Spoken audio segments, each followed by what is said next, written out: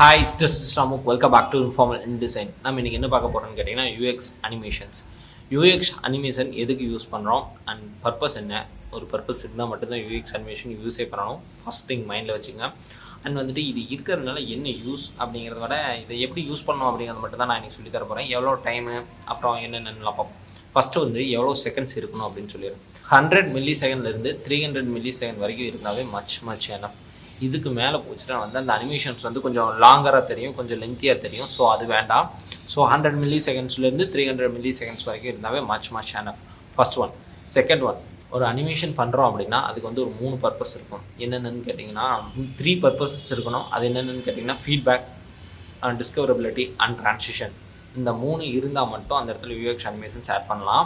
அப்புறம் வந்துட்டு ஈஸி இன், சடனாக வந்து சடனாக வெளியே போகாமல் மிட் பாயிண்டில் மட்டும் ஸ்பீடாக இருக்கும், வர்றதும் வெளியே போகிறதும் ஸ்லோவாக இருக்கும். இதுதான் ஈஸி என்னோட கான்செப்ட்.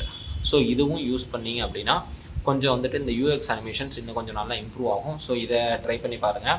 ஸோ யூஎக்ஸ் அனிமேஷன் தேவையான இடத்துல மட்டும் யூஸ் பண்ணுங்கள், ரொம்ப ஷார்ட் டைமில் யூஸ் பண்ணுங்கள்.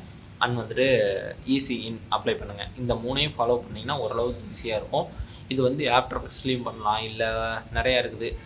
ப்ரோட்டோடைப்பி அப்படின்னு ஒரு ஆப் இருக்குது, இதில் பண்ணலாம். இந்த மாதிரி சின்ன சின்ன ஆப்ஸ் இருக்குமா, இதில் எல்லாத்துலேயுமே பண்ணலாம். ஆஃப்டர் எஃபெக்ட்ஸில் கொஞ்சம் நீட்டாக பண்ணலாம். அதை பற்றி இன்னொரு வீடியோவில் பார்ப்போம். ஓகே, தேங்க்ஸ் ஃபார் வாட்சிங் the informal design. Have a nice day. See you soon in the next video. Bye.